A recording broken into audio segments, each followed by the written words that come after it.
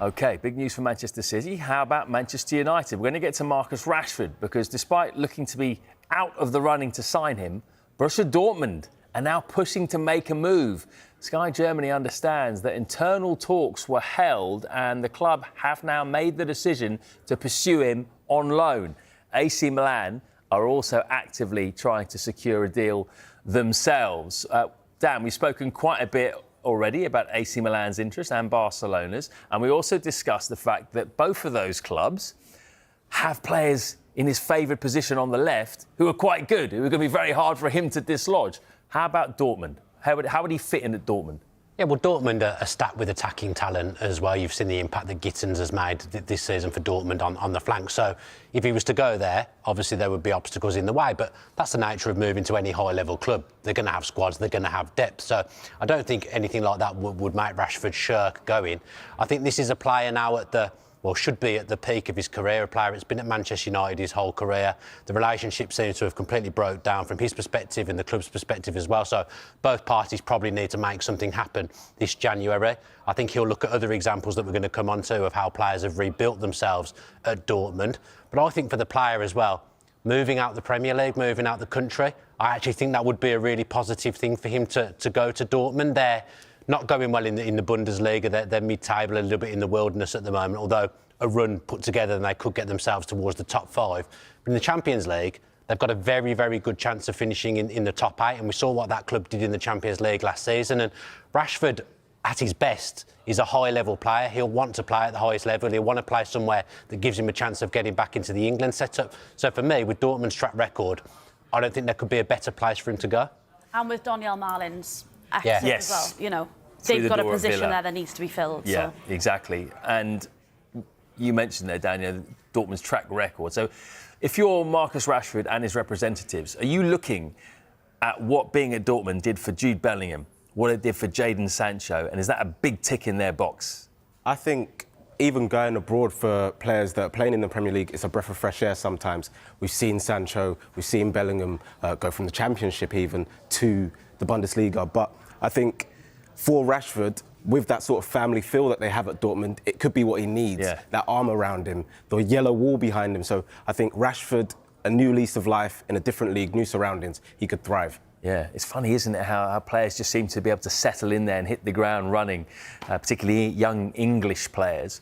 From Man United's point of view, Kweku, are they only bothered about which club is going to pay the highest proportion of Marcus Rashford's wages? Or might they also be thinking, OK, well, maybe if he goes to Dortmund, he's got a better chance of success than, say, at Barcelona, and then his value will be higher in the summer when we think about selling him? There's a combination of factors when it comes to Marcus Rashford. The player's welfare is also a huge part of it as well. They want to make sure he goes to an environment where he can hit the ground running and not only increase his transfer value, but also find a place where he can be happy and play football again. He didn't feature for Manchester United yesterday in their win against Southampton. He's clearly out of Amorim's plans. But for Man United, if you're talking straight business, you have to look at your sellable assets. We've talked about Manchester United's aging squad in terms of those players who've got 6 months left on their contract. They haven't got any sell-on value. But if you look at a player like Marcus Rashford, if you have a good 6 months at a team like Dortmund or an AC Milan, then that could be a player that could bring in a lot of money for Manchester United, because we understand their constrictions when it comes to PSR, and they need to make sure that a player like Marcus Rashford leaves them, but for a suitable fee. Pure profit as well if he goes. Yeah. Which is a big thing nowadays. It is. We've been talking about it a lot, haven't we? He's in demand. Anyway, that is the thing. He is in demand, Marcus Rashford. How about Newcastle? Can they go 10 matches unbeaten? Eddie Howe's side host his former side, Bournemouth, tomorrow. He's been speaking to the media this morning. On Almiron, I know obviously you can't say too much with regards to what's going to happen with him potentially leaving. If he were to go between now and the end of the window, how dangerous would it be to not replace him, given that you're light in that position with Harvey's injury as well? I know he plays on the left, but you're light on wingers, should I say? Yeah, I think it's not ideal, but I don't think it's ideal from anyone's viewpoint. From our side, we don't want to lose players, but we know that there's a reality to PSR and the ongoing managing of that situation. So sometimes, as we've said many times over the last few weeks, we're making decisions not based on football, but based on decisions that we potentially have to make for the future. And I know you said after the Wolves game the other night you hadn't heard anything at that stage regarding a move from Fenerbahce for Lloyd Kelly. Is there anything that you've learnt since then? You can tell us. Nothing to update on, Keith. No, okay. For his situation though, could you understand if he was, I don't know if he's frustrated or not, but could you understand why, if he felt it was difficult for him to play when he's obviously got Dan Burn in there, one of your top performers this season. You've got Sven coming back in now. There's a lot of competition in that position, both at left centre back and I suppose at left back as well, because Dan could potentially push over. Yeah, Lloyd's not talked to me at all about wanting to leave the football club. I think he's only just joined. You know, I think there's an understanding from his perspective that he's got to come in and earn the right to play and prove that he deserves to play ahead of other players. So he's been absolutely no issue. He's been great to work with, as I knew he would be. He's waiting for his opportunity. So there's no issue with Lloyd at all. I think this is, whatever rumours you're hearing, are club-driven. From Fenerbahce, not from the player. So I want to make that very clear. And Lloyd's an important part of what we're doing. As I said, he's recently joined. We're working with him. We're enjoying working with him, and he's got an important part to play. Last one for me on your striker. He's absolutely on fire at the moment. Scored in 8 successive Premier League games. How does it feel as the manager, knowing that you're going to the pitch with someone like that in your team? And just as you walked in the room there, I noticed that it had been announced that Erling Haaland signed a new 9.5-year deal at Manchester City. Would you like to hold down your own Scandinavian striker to a 9.5-year deal?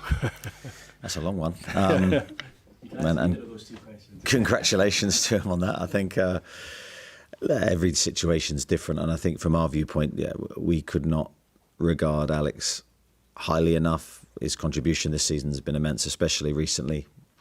I think I don't want to change that rhythm that he's in, and I think it's about very similar for the team and for Alex, not thinking too deeply, just going into the games in a good frame of mind and enjoying your football and try and carry on the form that he's in. Everything else off the pitch will naturally fall into place off of what he does on it. So I'm sure there's lots of positive things in the future for him. At the moment, I just want him to concentrate on scoring.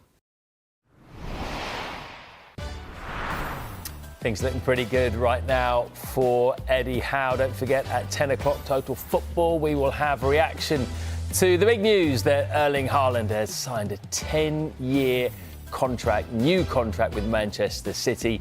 Coming up for us, though, in the next part, we're going to hear from Arne Slot. What will he say about the futures of the big three, Virgil van Dijk, Mohamed Salah and Trent Alexander-Arnold? Stay tuned.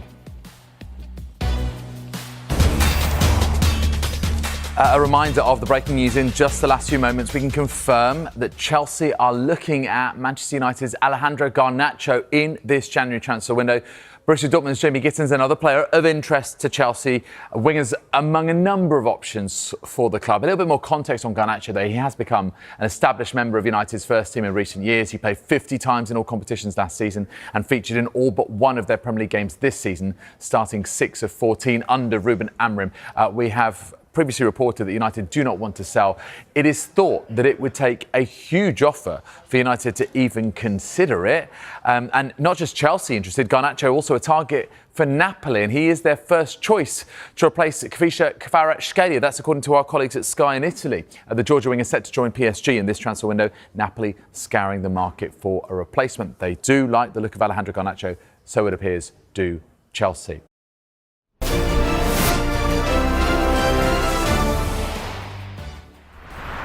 OK, let's get straight to Liverpool. We can hear now from the Liverpool manager, Arne Slot.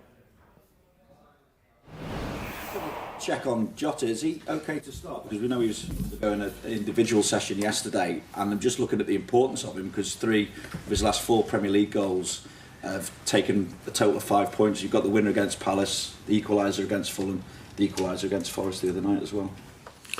Yeah, there's no doubt about the fact that Jota is an important player for us. But he wasn't, like you said, on the training ground yesterday, so that means we have to see today where he is. So it's not sure that he will be available for tomorrow. We have to wait and see today. What's the issue there? Yeah, he felt a little bit when he came in, a little niggle, is that the way you say it? Yeah. During the half hour he came in and he could finish the game, but afterwards he complained a bit about it. And that's why he didn't train yesterday. We have to wait and see if he's available today and then, of course, tomorrow. Obviously, we're looking at the title race and see the gap is 4 points at the moment. And we look at the game against Brentford as an opportunity to put pressure on Arsenal now because they play after you. So how do you see it? Does it come into the thinking now that you can ask the question of Arsenal and then they have to respond? No, I don't look at it that way. I didn't even know that they were playing later than us. I only look at the opponent we have to face, and I know that's a tough one. Brentford was my first Premier League game, I think, and then I already thought like, oof. If this is going to be the resistance we get every week, then it's going to be then this is a more difficult league than the Eredivisie, which I knew before I came, but it was proven that day as well. And they've had a very good season till now. Had a 2-2 against City, great game. Both teams creating a lot of chances.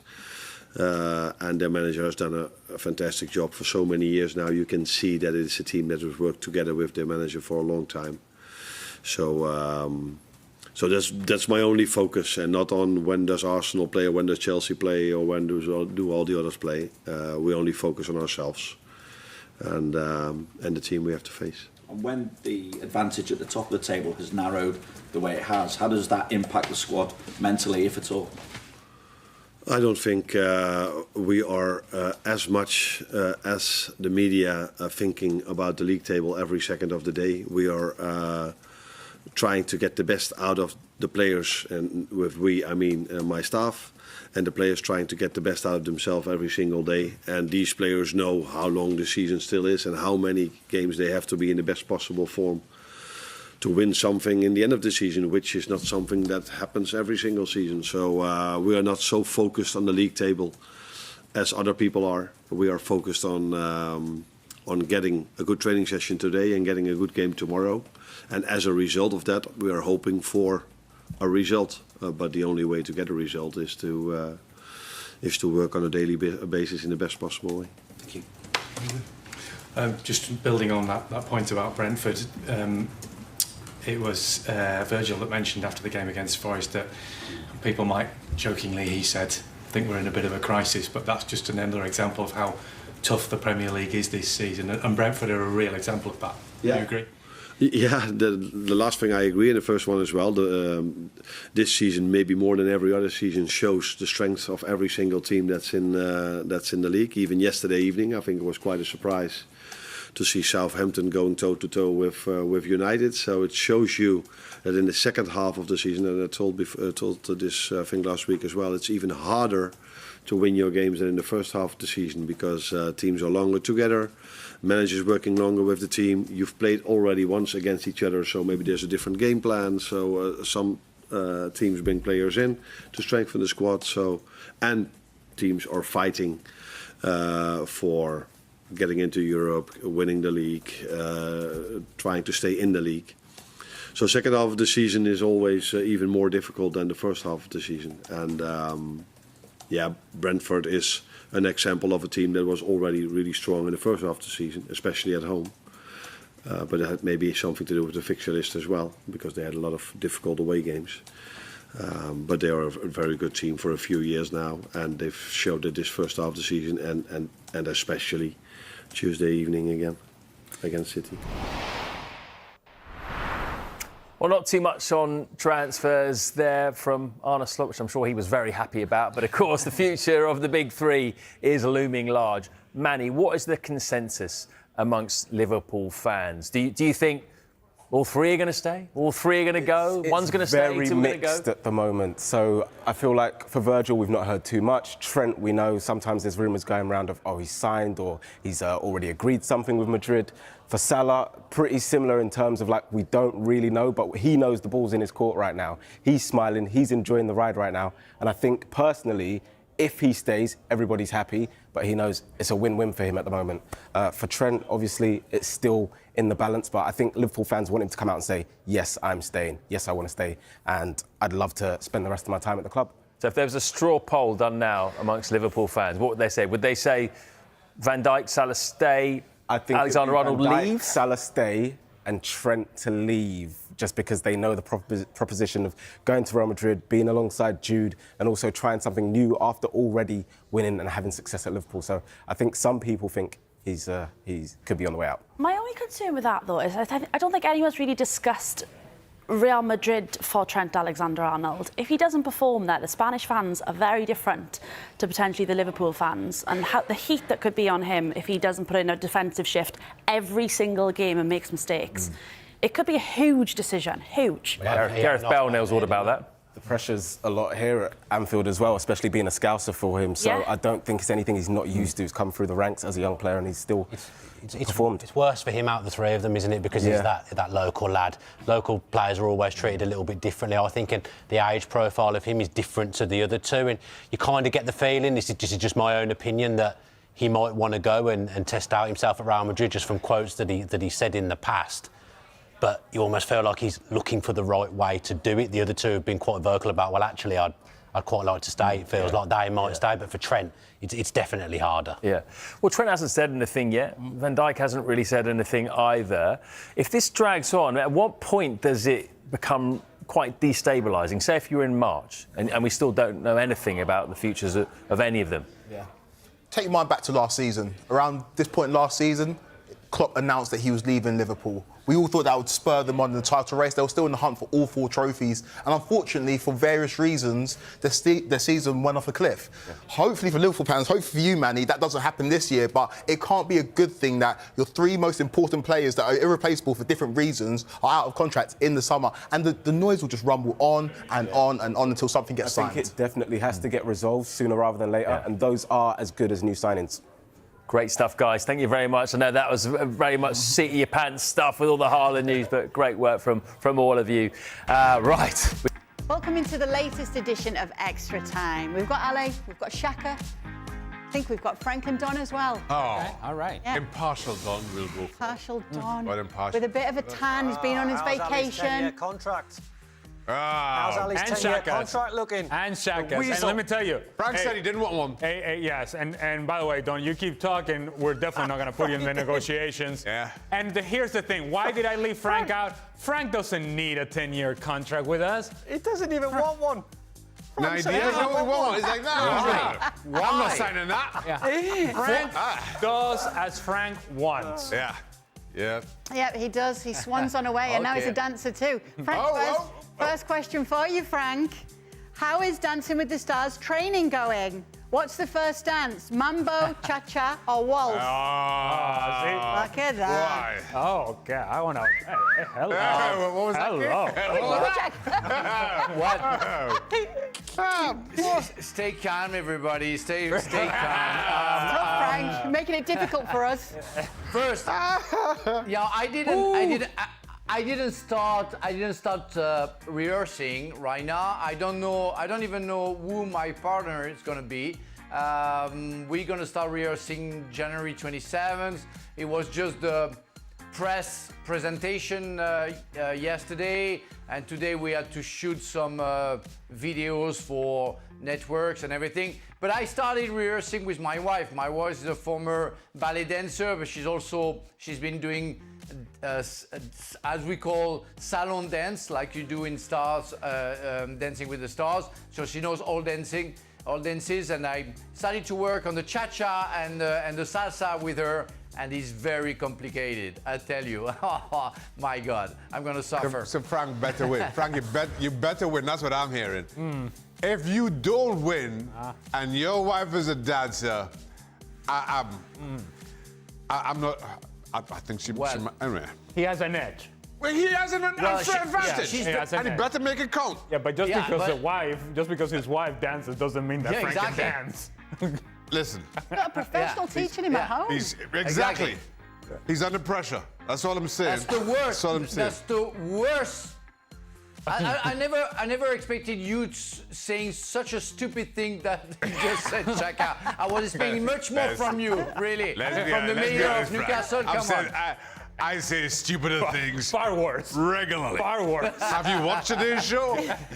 Have you been here today? Have you seen the power rankings, Shaq? That's the stupidest thing I've said in the last 10 minutes. All right. Don, it is halfway through January and Rashford is still with United. He hasn't played in several weeks. Do you see a deal getting finalised before the end of the month? Do you know what, Kate? Interesting question that, because I don't know his landing spot anymore, because Dortmund are down in 10th. Does he want to go there when Gittins plays in the same position? Kvaratskhelia just signed for PSG, so he's not going to go there neither. Milan have got Rafa Leao on their left-hand side, so I honestly think for Rashford now, where a couple of weeks ago I thought maybe Dortmund on loan, Man United pay the wages, etc., or Milan, or PSG. Now all of a sudden I'm thinking, where on earth does he land? I literally don't know where he goes. So you don't see it being finalised before the end of the month?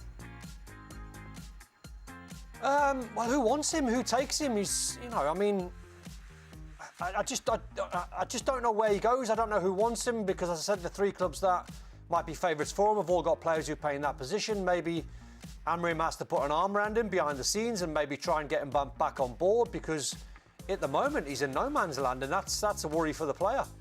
Do you think Conte would take him at Napoli, Don?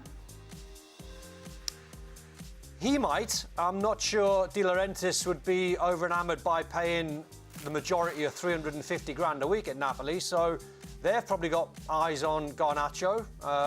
They probably see him as a younger player that they can work with, that Conte might enjoy working with, because without being harsh on Marcus, he's starting to come with a little bit of baggage, which I feel very harsh in saying that, but it feels like it's the truth. So maybe it's up to the player now, maybe it's up to Marcus Rashford to realise, actually, if I haven't got any suitors and I'm being paid by Man United, the club that he loves, maybe he goes into Amorim and said, right, come on, it's on me now, fresh start. I know I've got to do a lot better. I know it's all on me, and I'm willing to work hard, be the first one in, last one out, and try and prove that you're good enough, because he is good enough, but it's whether you can put the work rate in to get back in the team. Okay, just a reminder, hashtag FC Extra Time. Okay. For the follow-up questions, I'm just saying. Okay. For the follow-up questions from the host? Well, it's hashtag FC Extra Time. Okay. I didn't realise you set the rules today, Ale. No, well, today and every day. Oh, listen to boss. Look at him. The 10-year contract's gone to his head. 10-year deal. Gone to his head. I'm on a 10-year deal. Chuck, who's the next manager to be sacked in the Premier League? Don. Oh. What? What are the options? Who we He's got? having one. I can't just spring that to me. I need to. What? I need to look at the table. Come back. I need to All look right, at the table. Shaq is going to have a little look at the table and set the algorithm going. Yeah, I mean, Don, have you got any ideas here? Show me the table. McKenna, no. Look, you're laughing at me. No. David Moyes, no. Ivan Juric, no. No idea. All right, we're going to move on to the next one. Ale, Uh-huh. hashtag extra time. No. See, these people follow the rules. Okay. Yeah. Hashtag FC Extra Time. I got the questions. I decide the rules. All right. Okay. Hey. Rank these managers for the Borussia Dortmund deal, job remember. if it's to become available. Erik ten Hag, Edin Terzic, and Xavi. Rank these managers for the Borussia Dortmund if it be okay. Because we've seen Erik ten Hag in the stands watching Borussia Dortmund. Yes, which is scary. You know how if you're Nuri Sahin, right, and you're managing your club, and using his own words, I love my job too much to be concerned about the outside pressure. But if you just happen to turn to the stands at one point, which it is the case, and you see Erik ten Hag up there, and you're like, I'm this bad? My team is this bad? That guy is the solution above me? That's when maybe you ought to consider yourself, perhaps I just walk out the door. I'm better off without this. Maybe I just walk out the door. So I guess you're not going to say him when you rank. No, because it's not going to be Edin Terzic. I have to imagine it wouldn't be Edin Terzic, although he has been watching games too. But apparently he's just a big Dortmund fan. Just a big fan. You know, just a childhood fan of Borussia Dortmund. I would say what is more likely to happen is Ten Hag, Xavi, and then Terzic. Okay. Could Xavi get a tune out of this side? I don't think anybody really gets a whole lot out of this group. Okay. But if anybody's going to come in, you need something else than being understanding and caring about these players. You need a different type of personality. You need to be a whole lot more authoritative, I should say, in the way that you approach coaching this team. But Ten Hag is the man. No, I'm just saying from that list. Hey, no, that's what I heard you say. Carry on, Kay. Carry on. Hey, Silverware. hashtags the extra time. Carry on, Kay. Carry on. It's all right, Shaq, I'll allow it. All right. Don, obligatory percentage question. Percentage chance Mo Salah wins the Golden Boot in the Premier League? I'll come back to that because I just thought the managerial question. Van Nistelrooy is probably the next one to be sacked. 6 losses on the spin. Golden Boot, probably 50-50 between him and Haaland. LA, who do you think are the top 5 strikers in the world? It's not. No, because Isak's got to be in that conversation as well. Let's start. Okay, so he messed up our percentage question. Is this what we're doing? I mean, you can make it more difficult for yourself. I mean, Let's throw some more percent. 33.3% each. Ali's. Yeah, I feel under pressure, Ty, because Ali's got this 10-year contract and he's acting like he's like the boss man of the like situation. A little dictator. He's putting a difficult vibe out there, isn't he? He's putting a different vibe out there tonight. And I'm testing you, Don, and you're failing. This is how I make decisions. You want to be on my team for 10 years? 33 to third. Okay. Frank is always on my team, by the way, just in case. Always on my team, Frank. Anybody that can but dance you don't want me in a you. 10 years contract. Yeah, well, you don't want a 10-year contract. You don't want Kane in a 10 years contract too. He better be nice to me. He better be nice to me. We're going to Germany together with the Bundesliga, and he's expecting me to be the person who says hello first and, gives all the smiley face and the nice things so he doesn't have to do it. No. Hold on. And maybe I'll decide not to do that. Wait a minute. Hold on. Honestly, please, I know some people out there don't like me, and I'm willing to accept that. But if it is Kay or me doing the public relations, I do believe that there's only one option here. There's only one choice, and it's Kay. That's a good point. We cannot rely on me being public relations. Yeah, that's a good point. That's a good point. That's just his excuse. Yeah. Okay. When you think of Ali, you don't think welcoming. although that has been my approach this year. More of a yard man. Ali is very clever. Very clever, Ali. 10 years. Clever. 10 years contract for Ali. Thank you, Frank. World Cup winner Frank Leboeuf. Dancing with the Stars winner Frank Leboeuf. Let's listen to him. And absolutely ate up that red carpet, might I add. Yes. Frank. I tell you what. Okay. He looked like a wax figure. He looked like he'd been there before, and he has. He's been there before. Looking sharp, fit. My goodness. Well, I'm not sure about that. But my wife is a great dancer. So I should have a chance to win. You know what that means, Shaq? You better win. I'll keep saying. Ale, who do you think are the top 5 strikers in the world who are playing at this moment? Well, Erling Haaland. This goes for Don. Alexander Sorloth! Isak. No. Well, you got the Alexander. You got the Alexander, but you got the wrong surname. No. It's Alexander Isak is the player you're looking for. He's the best. I don't care. Hey, Don, I don't know if you know what the count is, but he's got 8 league goals. What is we the are count? 2 away. We are 2 away from the prize. I'm just letting you know. 3 away. I said over 10. I said over 10. No, whoa! Over 10 league goals. Oh, you're already back. No chance. No chance. We're 2 away from the prize, baby. And by the way, he's knocking them in other competitions as well, Don, so look out. He's scoring in the Copa del Rey. I know he doesn't, but it's all good practice for the league. A confident player. I've got a steak in lobster.